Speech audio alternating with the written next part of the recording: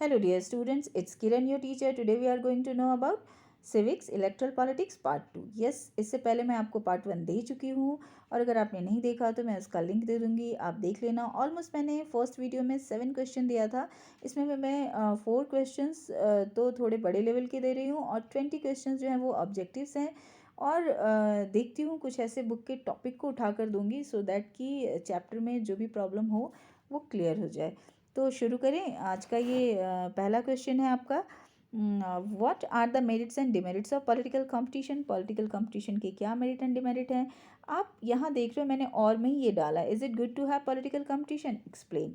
सी dear, किसी भी political competition में मेरिट और डिमेरिट दोनों ही आएंगे, क्योंकि मैं बता चुकी हूँ किसी भी अच्छी चीज़ में ऐसा नहीं है कि डिमेरिट नहीं होता, तो इसमें भी है. बट एक अच्छी चीज़ ये है कि इस चैप्टर में जो भी आप देखने वाले हो, जो मैं अभी आपको बता रही हूँ, ये आपको मैं ऑलरेडी डेमोक्रेसी वाले चैप्टर में चैप्टर 1 में दे चुकी हूँ, जहाँ मैंने आपको डेमोक्रेसी के मेरिट्स एंड डिमेरिट्स पढ़ाए हैं.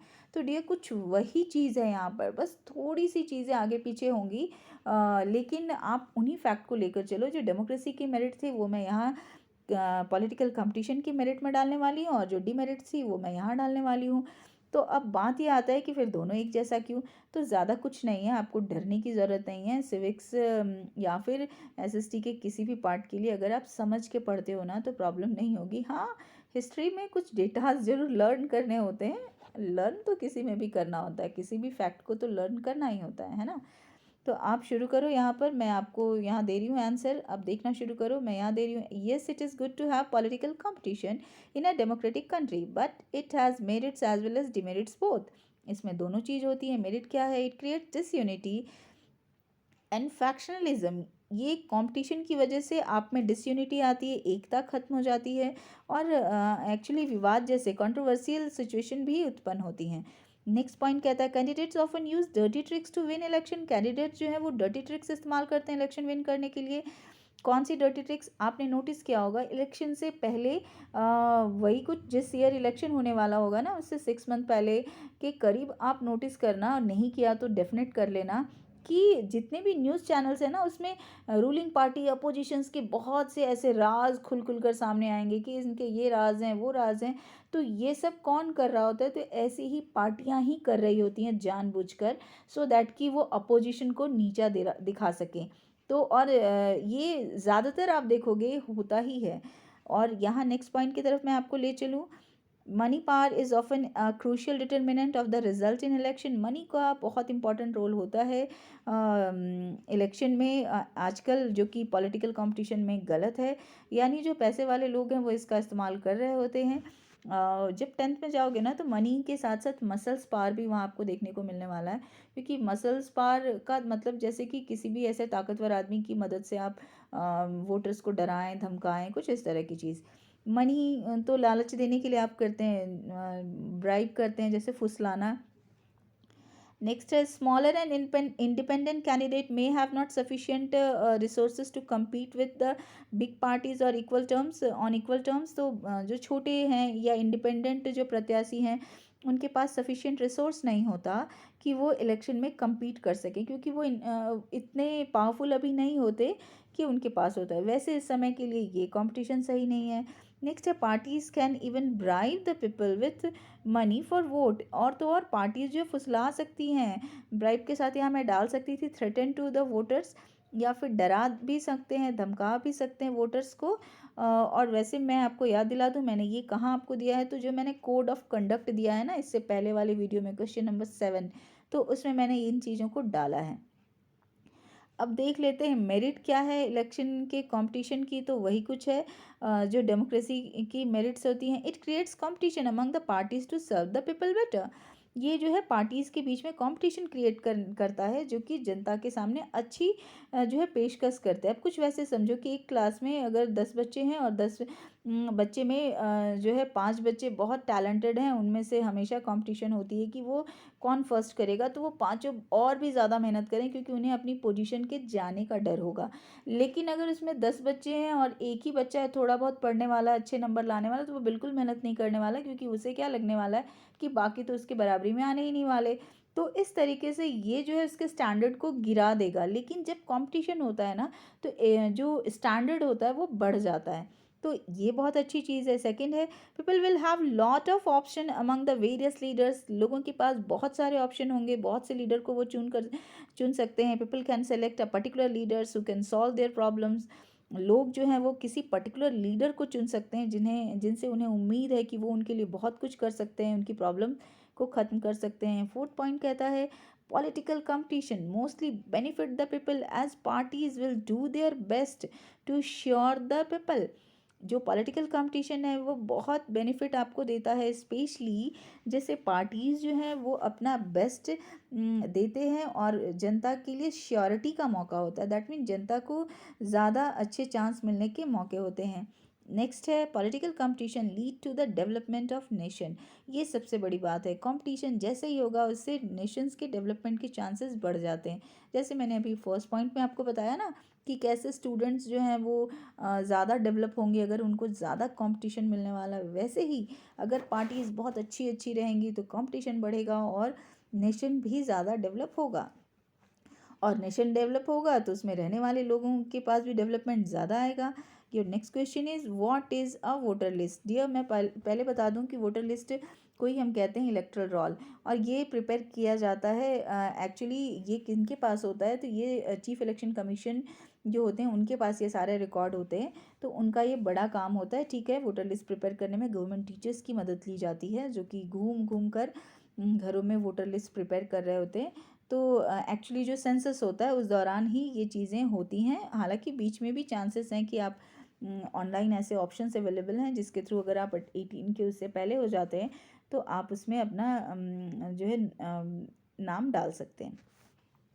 अब बात कर लें वोटर लिस्ट है क्या, तो वोटर लिस्ट क्या है, तो electoral roll is a list of persons who are eligible to vote in a particular electoral district and who are registered to vote.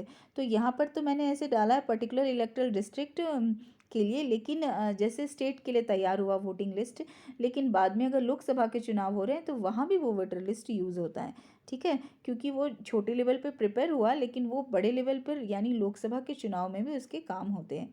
Next question है, what are the main function of CEC, that mean chief election commission. इनके बारे में मैं इससे पहले video में दे चुकी हूँ बहुत सारी चीज़, यहाँ पर इनके फंक्शन को एक साथ दे रही हूँ। इनका फंक्शन है, these are the main function of CEC.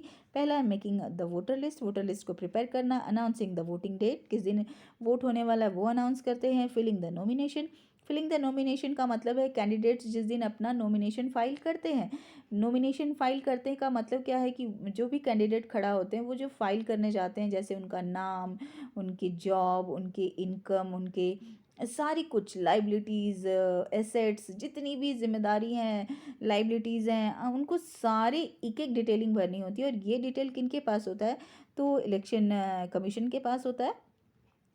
Keep I on election campaign, इनका इलेक्शन कमीशन का नेक्स्ट काम होता है नज़र रखना इलेक्शन कैंपेन पे कि कुछ गड़बड़ी तो नहीं हो रही है, वोटिंग पे कि कुछ गड़बड़ी तो नहीं हो रही है, और तो और काउंटिंग के दौरान भी बहुत शिद्दत से नज़र रखते हैं। नेक्स्ट है डिक्लेरेशन ऑफ इलेक्शन रिजल्ट, जब ये सारा काम हो जाए तो रिजल्ट को डिक्लेयर करना भी एक बड़ा काम होता है, वो करते हैं। और अगर इस दौरान उनको पता चले कि कोई धांधली हुई है, कोई गड़बड़ी हुई है, फ्री एंड फेयर इलेक्शन नहीं हुआ है, देन वो रीपोल के लिए भी बोल सकते हैं। हालांकि ये बहुत कॉस्टली प्रोसेस है, बहुत खर्च लगता है वोटिंग करवाने में, देश की हालत बुरी हो जाएगी। अब नेक्स्ट यहाँ मैं बता दूं, क्वेश्चन नंबर 4 है, why free and fair elections important, क्यों ज़रूरी है फ्री एंड फेयर इलेक्शन। तो डेमोक्रेसी के लिए तो सबसे पहली शर्त ही ये है डियर। फिर से आप देखो, फ्री एंड फेयर इलेक्शंस क्यों ज़रूरी है, क्योंकि ये फाउंडेशन है किसी भी हेल्दी डेमोक्रेसी के लिए। नेक्स्ट है, ensuring that government authority derive from the will of the people, जो गवर्नमेंट बन रही है, सरकार जो बन रही है वो जनता की इच्छा पर बन रही है। विल ऑफ द पीपल, जनता की इच्छा पर ही बन रही है।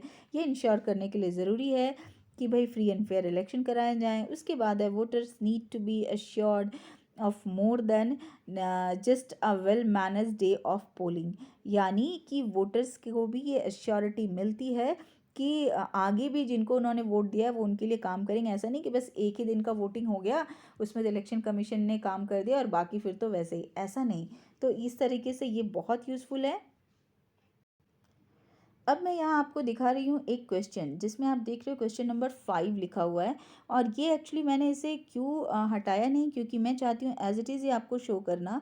और मैं आपको बता दूँ कि ये क्वेश्चन 5 आपके बुक से मैंने लिया है, ये समझाने के लिए कि क्या काम है। तो पहले तो क्वेश्चन आप देख लो। सुरेखा एक ऑफिसर है, is an office in charge of ensuring free and fair elections in an assembly constituency in a state. Describe what should she focus on for each of the following stage of election. तो Surekha election commission की जो higher officer नहीं है, but हाँ office in charge है। वो क्या क्या काम देखती है, या फिर हम इसे कह सकते हैं कि ये वो जिम्मेदारियां हैं जो इलेक्शन कमीशन निभाती है। तो आप देखो इलेक्शन कमीशन में इलेक्शन कैंपेन यानी चुनाव प्रचार के दौरान उसका उनका क्या काम होगा, पोलिंग डे जिस दिन वोट हो रहा होगा उस दिन उनका क्या काम होगा, और काउंटिंग डे पे उनका क्या काम होगा।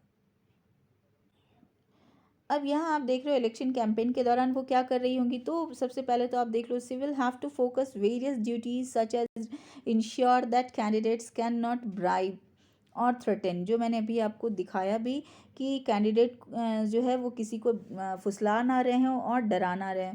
एक्सपेंडिचर लिमिट जो मैंने आपको दिया है कि एक खास लिमिट बताई गई है कि जो है 25 लाख जो है लोकसभा के चुनाव में, और जो है 10 लाख जो है स्टेट में जो चुनाव होते हैं, असेंबली के चुनाव होते हैं, इलेक्शन होते हैं, उसमें ही खर्च करने। ऐसा तो नहीं है एक्सपेंडिचर खर्चे जो है कोई पार्टी लिमिट से ज़्यादा कर रहा है, लिमिट इज़ नॉट क्रॉस्ड, यानी जो लिमिट बताई गई उससे क्रॉस तो नहीं कर रहा। फिर है candidate not appeal to vote in the name of religion और कास्ट। कोई भी कैंडिडेट जो है कोई भी नेता जो है वो कहीं रिलीजन धर्म या कास्ट के नाम पर तो वोट नहीं मांग रहा, ये भी वो ध्यान रखते हैं। और उसके बाद है they not use worship place for campaign और यूज़ एनी गवर्नमेंट रिसोर्सेज। और तो और कोई भी कैंडिडेट किसी वर्शिप प्लेस का यूज़ नहीं कर सकता, पूजा वाले स्थान का, मंदिर मस्जिद गिरजाघर जाकर वहाँ पर वो जो है प्रचार नहीं कर सकता कि मुझे आप वोट दो। आप जा सकते हैं, कैंडिडेट जा सकते हैं इन जगहों पर, लेकिन अगर ये साबित हो जाता है कि वो इस तरह का कुछ कर रहे थे तो इलेक्शन कमीशन उनका नॉमिनेशन रद्द कर सकता है। और इस तरीके से यूज़ ऑफ एनी रिसोर्स, और गवर्नमेंट के किसी रिसोर्स का इस्तेमाल नहीं करना, किसी गाड़ी का किसी भी चीज़ का इस्तेमाल नहीं करना है। नेक्स्ट क्वेश्चन कहता है पोलिंग डे के दिन क्या करेंगी वो। तो she will have to cross check, वो क्रॉस चेक कर रही होंगी कि वोटर लिस्ट में जो है वो वही आदमी वोट देने आया है। दैट मीन वो खुद नहीं कर रही होंगी, लेकिन वो जो ऑफिसर्स हैं उनको वो सलाह देती हैं, उनको ये रिस्ट्रिक्शन दिया जाता है कि वो कैसे फॉलो करें इन रूल्स एंड रेगुलेशंस को। हालांकि डियर मैं यहाँ बता दूं कि ठीक है कुछ धांधलियाँ होती है, कुछ बहुत स्मार्ट लोग ऐसे होते हैं जो गलत तरीके से वोटिंग कर रहे होते हैं किसी और की वोटिंग आईडी को अपना बनाकर। तो ठीक है ये सारी चीज़ें गलत हैं, और अगर ये पकड़े जाएं तो फिर तो सज़ा का प्रावधान है। ठीक है। बूथ कैप्चरिंग तो नहीं हो रही है। बूथ कैप्चरिंग का यहाँ क्या मतलब है, बूथ कैप्चरिंग का मतलब कि जैसे किसी एक ईवीएम मशीन पे केवल एक ही पार्टी को वोट पड़ रहा हो, तो भी ये बूथ कैप्चरिंग का मामला हो सकता है अगर ये साबित हो जाए। ये नहीं भी साबित नहीं होता तो फिर तो प्रूफ के बिना कुछ भी इलीगल है। तो वैसी सिचुएशन को बूथ कैप्चरिंग बोलते हैं। नॉर्मली पहले जो बूथ पे होता था ना, एक बैलेट बॉक्स होता था जिस पे जाकर लोग स्टैंप डालते थे। वैसे आपको नहीं पता लेकिन ऐसा पहले होता था, और वैसे बुक्स वगैरह जब आप पढ़ोगे तो आपको ये मिल जाएगा। तो उस टाइम पे ऐसा सुना जाता था कि कहीं कहीं एक आध बार ऐसा सुना गया था, क्योंकि अगर फाइनल हो जाएगा तो इलेक्शन कमीशन उस इलेक्शन को ही रद्द कर सकता है कि भाई उस एरिया के बूथ को कैप्चर कर लिया गया तो एक ही पार्टी के वोट पड़ रहे थे। तो ऐसा नहीं हो, इसका ध्यान रखती है गवर्नमेंट मशीनरीज। दैट मीन ये जो ईसी सी है, चीफ इलेक्शन कमीशन है, सीईसी, वो ध्यान रखती हैं। Ensure that the free and fair election, ये भी ध्यान रखा जाता है कि इलेक्शन जो है फ्री एंड फेयर मैनर में हो। उसके बाद काउंटिंग डे के दिन क्या होता है, तो शी हैव टू लुक और counting is carried out representative of all parties present at counting area in order to avoid malpractices. और तो और इनका काम ये भी है कि काउंटिंग सही तरीके से हो, और साथ ही साथ रिप्रेजेंटेटिव जो हों हर पार्टी के वो वहाँ मौजूद होते हैं। ठीक है, ऑफिसर्स होते हैं, काउंट ऑफिसर्स के द्वारा किया जाता है। वोटों की गिनती वो ऑफिसर्स करते हैं, लेकिन हर पार्टी के जो रिप्रेजेंटेटिव होते हैं वहाँ मौजूद होते हैं, ताकि किसी तरह की उनकी काउंटिंग में कोई धांधली ना हो जाए। आप देख रहे हो यहाँ से मैं आपको कुछ स्मॉल क्वेश्चंस देने वाली हूँ, जो आप देख लो। क्वेश्चन 1 कहता है, ऑलमोस्ट आपकी बुक से है बट ये मुझे लगा मुझे दे देना चाहिए इसलिए मैं दे रही हूँ। विच party had been ruling Haryana since 1982? Haryana में कौन सी पार्टी 1982 से रूल कर रही थी? तो हरियाणा में ये पार्टी थी Congress party. Had been ruling Haryana since 1982। Question number 2, who was Chaudhary Devi Lal? Name the party formed by him. कौन थे चौधरी देवीलाल जी? तो इनकी पार्टी का क्या नाम था? चौधरी देवीलाल जी जो थे वो एक अपोजिशन लीडर थे, was an opposition leader. He was formed a party called Lok Dal. इन्होंने लोकदल नाम की पार्टी बनाई थी, हरियाणा की एक पार्टी थी। योर क्वेश्चन नेक्स्ट, आपका ये क्वेश्चन नंबर 3 जो मैं आपको देने वाली हूँ। विच promise of Devilal draw in election campaign attract the people? इनमें से कौन सी वो प्रॉमिस किया था देवीलाल जी ने कि वो इलेक्शन अगर जीत जाते हैं तो क्या करने वाले हैं, और उन्होंने किया भी था। सी, इन्होंने क्या किया था promise? He promise to wave the loans of small farmers and small businessman. उन्होंने ये प्रॉमिस किया था कि वो छोटे फार्मर्स के सारे लोन जो है वो माफ़ कर देंगे, और स्मॉल फार्मर्स और जो स्मॉल बिजनेसमैन है जो उन्होंने लोन लिया है। ये है क्वेश्चन नंबर 4, और यहाँ आप देख रहे हो what was the result of elections in Haryana in 1987? Haryana में जो रिजल्ट निकला था 1987 का वो क्या था? तो हरियाणा का ये रिजल्ट जो था, लोकदल पार्टी इसमें विनर थी and it's partner one 76 out of 90 seat. तो लोकदल पार्टी अकेली नहीं चुनाव में उतरी थी, अपने पार्टनर्स के साथ उतरी थी, और इन्होंने 90 में से 76 जो है एरिया को विन किया था, जो सीट था विन किया था। और साथ साथ लोकदल अकेले कितना पार्टी इन्होंने जीता था, सॉरी कितना सीट जीता था? तो 60 सीट्स इन्होंने विन किया था। और इस दौरान चूंकि उस समय में ये अपोजिशन पार्टी थी और इन्होंने इतना विन किया, और इससे पहले जो रूलिंग पार्टी थी उनके हाँ वो कांग्रेस थी and could win only 5 seat, उनके हाथ में केवल 5 seat I. Next question, why did chief ministers resign? Chief minister ने रिजाइन क्यों किया? ऑब्वियस है, क्योंकि चीफ मिनिस्टर के पास वोट ही कम पड़ा था, उनको सीट ही कम मिला था, तो चीफ मिनिस्टर उस समय के जो चीफ मिनिस्टर थे उनको रिज़ाइन करना पड़ा। और कांग्रेस के जो थे, और अब आप आंसर देखो, हिज पार्टी लॉस्ट इलेक्शन, क्योंकि चीफ मिनिस्टर की पार्टी ने इलेक्शन लूज़ किया था। Only the leader of the majority party can form a government. और जो रूल क्या है हमारे देश में या किसी भी डेमोक्रेसी में, जो मेजॉरिटी पार्टी के लीडर हैं वही गवर्नमेंट बनाएंगे। तो मेजॉरिटी पार्टी के लीडर जो थे वो देवीलाल जी थे, क्योंकि उन्होंने लोकदल के साथ इतने सीट को जीत लिया था अपने पार्टनर्स के साथ। Your next question, why do we have representative in most democracy? In fact representative के बिना तो डेमोक्रेसी बनती ही नहीं है। तो यहाँ पर मैं बस वही दे रही हूँ कि in the most democracies people rule through their representatives because it is not possible for everyone to have time and knowledge to take decision। यहाँ पर ऐड कर लेना, यहाँ मुझसे छूट गया, to take decision। तो क्यों होता है रिप्रेजेंटेटिव डेमोक्रेसी में, या ज़रूरी क्यों है रिप्रेजेंटेटिव का होना? क्योंकि रिप्रेजेंटेटिव ही फैसले लेते हैं, आम जनता के लिए ये पॉसिबल नहीं होता, ना तो उनके पास इतनी नॉलेज होती है, ना इतना टाइम होता है कि वो इस पे काम कर सकें। ये आपका next question, question number 7, what is election? Election है क्या? तो it is a mechanism by which people can choose their representatives at regular intervals and the change them if they wish to do so. ये एक mechanism है, एक तरीका है जो डेमोक्रेसी में होता है। इस तरीके के द्वारा पीपल जो है वो अपने रिप्रेजेंटेटिव को चुनते हैं at regular interval. Regular interval जैसे हमारे यहाँ 5 ईयर्स का रेगुलर इंटरवल होता है, कहीं 4 का भी होता है, कहीं 6 का भी होता है। तो वो चुनते हैं, और अगर उनकी इच्छा हो, वो विश करें कि उनको हटाना है, तो वो हटा भी सकते हैं। जैसे अभी आपने देखा ना कि कांग्रेस के लीडर को जो है देवीलाल जी की पार्टी ने कैसे हटाया। तो देवीलाल जी की पार्टी ने नहीं हटाया, जनता ने हटाया, क्योंकि जनता ने उनको वोट दिया और जो रूलिंग पार्टी थी उनको वोट नहीं दिया। अब है नेक्स्ट क्वेश्चन आपका, how can we ensure that elections are held in a democratic manner? कैसे हम इंश्योर करेंगे कि इलेक्शन जो है डेमोक्रेटिक मैनर में हो? कोई 2 कंडीशन यहाँ मैं दे रही हूँ। इनफैक्ट ये सारी की सारी चीज़ जो डेमोक्रेसी में आपने पढ़ा है वैसे ही कुछ है, बट हाँ छोटे क्वेश्चन जब फॉर्म होते हैं तो आप फंस जाते हो, दैट्स वाई मैंने यहाँ देने की कोशिश की है। पहला पॉइंट है, everyone should be able to choose everyone, और हर किसी के पास ये अधिकार हो कि वो हर किसी को चुन सके। और क्योंकि हर किसी के पास, everyone should have one vote, हर किसी के पास एक ही वोट होता है, and every vote should have equal value. ये मैंने आपको बताया है, कैसे बताया है कि एक प्रधानमंत्री जैसे हमारे हैं, उनके वोट की अगर कीमत 1 है, वैल्यू 1 है, तो मैं भी देने जाऊंगी तो मेरी भी वोट की कीमत वही होगी, और आप भी बड़े होकर देने जाओगे तो आपकी भी वोट की कीमत वही होगी।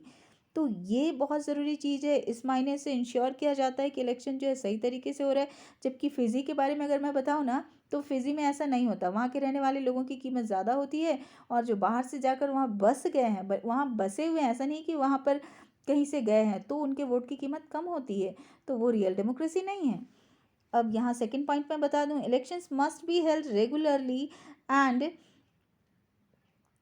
The voter should have something to choose from enough parties and candidates. और ये इलेक्शन जो है वो रेगुलर इंटरवल पर होंगे, और वोटर्स को ये अधिकार होगा कि वो चुने अपने जिसको भी वो चुनना चाहें, वो इस तरीके से अपने कैंडिडेट्स को चुन सकते हैं।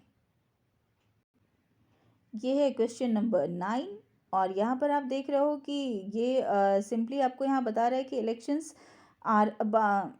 Are all about competitions give two reasons.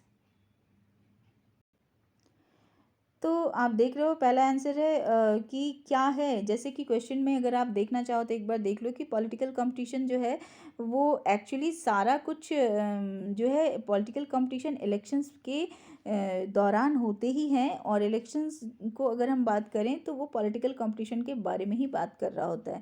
That mean election political competition के बिना नहीं होता। तो पहली चीज़ आप देखो, there is competition among political parties. यहाँ जो है पॉलिटिकल पार्टीज़ के बीच में कंपटीशन होता है। नेक्स्ट है at the constituency level there is competition among several candidates. Constituency level पर भी उनके कैंडिडेट के बीच में जो है चुनाव होते हैं या फिर कंपटीशन होता है। अब नेक्स्ट क्वेश्चन है, give one reason why is it good to have political competition. आप बताइए एक वजह कि क्यों ज़रूरी है पॉलिटिकल कंपटीशन का होना। तो आंसर मैं बता दूं कि political competition is a good because it gives the power to the people to reward और पनिश। किसको रिवॉर्ड करना और पनिश करना है? तो लीडर्स को। अगर आपने अच्छा काम किया तो दूसरी बार भी आपको जिताया जाएगा और आप दूसरी बार भी विन करके आओगे, और अगर नहीं किया तो आपको पनिश किया जाएगा, आपको वोट ना देकर, और आपको आपके पद से उतारा जा सकता है। तो इस तरीके से अकॉर्डिंग टू देयर परफॉर्मेंस, जैसा आप परफॉर्म करते हैं अपने रूलिंग पीरियड के दौरान, जनता आपको रिवॉर्ड या पनिश करती है। This is what election does, it forces the parties and leaders to serve the people। यानी इलेक्शन जो है वो पार्टीज़ को मजबूर करती है कि वो बेस्ट दे अपना जनता को, तभी तो जनता आपको दोबारा भी विन करवाएगी, अदरवाइज वो नहीं करवाएगी ऐसा। Your next question, question number 11, when does the term of all the elected representative come to an end. कब जो है इलेक्टेड रिप्रेजेंटेटिव जो होते हैं उनका कार्यकाल खत्म हो जाता है, या फिर एंड होता है, या फिर कितने टाइम का होता है? तो आफ्टर 5 ईयर्स वो खत्म हो जाता है, या फिर 5 ईयर्स तक का होता है? तो ये क्वेश्चंस घुमा फिरा कर आते हैं, आंसर आपको पता होने चाहिए। What is a constituency? Constituency है क्या? कॉन्स्टिट्यूएंसी के बारे में जब हम बात करें तो इसके बिना इलेक्शन नहीं होता। इसके बिहाफ पर ही वहाँ पर प्रत्याशी भी खड़े होते हैं। तो आप देखो यहाँ, the country is divided into different areas of the purpose of election. Countries को जो है छोटे छोटे पार्ट में डिवाइड कर दिया जाता है इलेक्शन पर्पस के हिसाब से, और यही एरियाज जो हैं इलेक्टरल कॉन्स्टिट्यूएंसी कहलाते हैं। और इसी के लिए मैंने आपको बताया कि रिजर्व कॉन्स्टिट्यूएंसी कैसे फिक्स किया जाता है, जो कि मैप में भी मैंने इससे पहले वाले वीडियो में दिया है। हालांकि मैं ये बता दूं कि सिविक्स में मैप वर्क नहीं आता, लेकिन समझाना ज़रूरी था, इसलिए मैंने इससे पहले वाले वीडियो में दिया था। अब उन चीज़ों को मैंने यहाँ क्वेश्चन के फॉर्मेट में दिया है। आप देखो question number 13, into how many constituency is the country divided for लोक सभा इलेक्शन। लोकसभा इलेक्शन के लिए कंस्टिट्यूंसी को कितने पार्ट में डिवाइड किया गया है? तो 543 कंस्टिट्यूंसीज में डिवाइड किया गया है, जिनको हम मेंबर ऑफ पार्लियामेंट कहते हैं। हाँ, और एरिया वाइज हर स्टेट को कितने इसमें डिवाइड किया गया है वो मैंने आपको बता दिया है इससे पहले वाले वीडियो में, आपकी बुक में भी है, तो आप वहाँ से चेक डेफिनेटली करो। ये है question number 14, what are the members of state assemblies called. State assembly यानी जो स्टेट में चुनाव होते हैं उनके मेंबर्स को आप क्या कहते हो?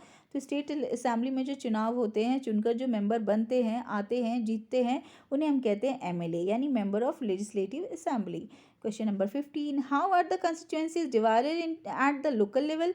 यानी जो कंस्टिट्यूएंसी होते हैं वो लोकल लेवल पे कैसे डिवाइड होते हैं? तो पहले आप समझो कि लोकल लेवल क्या है। तो दो लोकल लेवल होते हैं, एक होती है म्यूनसिपल कॉरपोरेशन जो कि टाउन्स में होती हैं, और दूसरी होती है जो कि आप पंचायत के नाम से जानते हो, जो कि विलेज में होती है। तो आप यहाँ देखना शुरू करो In panchayat and municipal elections, each village or towns is divided into several wards. यानी जो छोटे लेवल पे चुनाव होते हैं वहाँ भी डिवीज़न होता है कंस्टिट्यूंसी का, बट वहाँ जो डिवीज़न होता है उनको हम वार्ड कहते हैं, यानी छोटे लेवल का जो है उनको वार्ड कहते हैं. That are like the constituency, वो कंस्टिट्यूंसी के जैसे ही होते हैं. Each wards elect one member, और हर वार्ड से एक मेंबर चुन कर आते हैं, चाहे वो विलेज हो या फिर अर्बन लोकल बॉडी हो. और नेक्स्ट क्वेश्चन है आपका question number 16. How has the constitution ensured that the weaker sections of society also get representative in the parliament and the state assemblies? कैसे हमारा कॉन्स्टिट्यूशन ये इंश्योर करता है कि जो समाज के वीकर सेक्शन के लोग हैं उनको भी पार्लियामेंट में सही रिप्रेजेंटेशन मिले या फिर स्टेट असेंबली में. तो उसके लिए रूल बना दिए गए हैं, रिजर्व कॉन्स्टिट्यूंसी की गई हैं. आंसर देखिए आप. This is insured by having a special system of reserve constituency. Special system हमारे यहाँ बनाया गया है कॉन्स्टिट्यूंसी को रिजर्व करने का for weaker sections, for those who belong to the scheduled caste and scheduled tribe. Specially जो शेड्यूल कास्ट और शेड्यूल ट्राइब से बिलोंग करते हैं उनके लिए. ये है क्वेश्चन नंबर 17. अब मैं यहाँ पर आपको बता दूं कि रिजर्व कॉन्स्टिट्यूंसी को क्रिएट कैसे किया गया और क्या था. Why reserve constituency were created by the makers of the constitution. क्यों हमारे संविधान विशेषज्ञ को रिजर्व कॉन्स्टिट्यूंसी बनाने की ज़रूरत पड़ी. तो आंसर तो सिंपल है, ताकि उनको प्रिजर्व किया जा सके, बचाया जा सके, कंजर्व किया जा सके, उनको ज़्यादा मौके दिए जा सकें ताकि उनको कोई दबाए ना. अब आप देखो, reserve constituency were created by the constitution makers because they were worried. वो वरीड थे इस बात को लेकर that in an open erectile competition certain weaker sections do not stand a good chance to get elected इन लोकसभा और इन state legislative assembly. ये यहाँ पर अंडरलाइन में फिर से कर रही हूँ. ओपन इलेक्ट्रल कंपटीशन अगर होता बिना रिजर्वेशन के, बिना रिजर्व कॉन्स्टिट्यूंसी के, तो पॉसिबल था कि जो वीकर सेक्शन के लोगों को जगह ही नहीं मिलती. तो इस वजह से ये जो है रिजर्व कॉन्स्टिट्यूंसी किया गया, जहाँ से सिर्फ वही खड़े होते हैं. और इस पर ज़्यादा जानकारी के लिए आप पहले वीडियो को देखना जहाँ मैंने मैप से क्लियर किया है.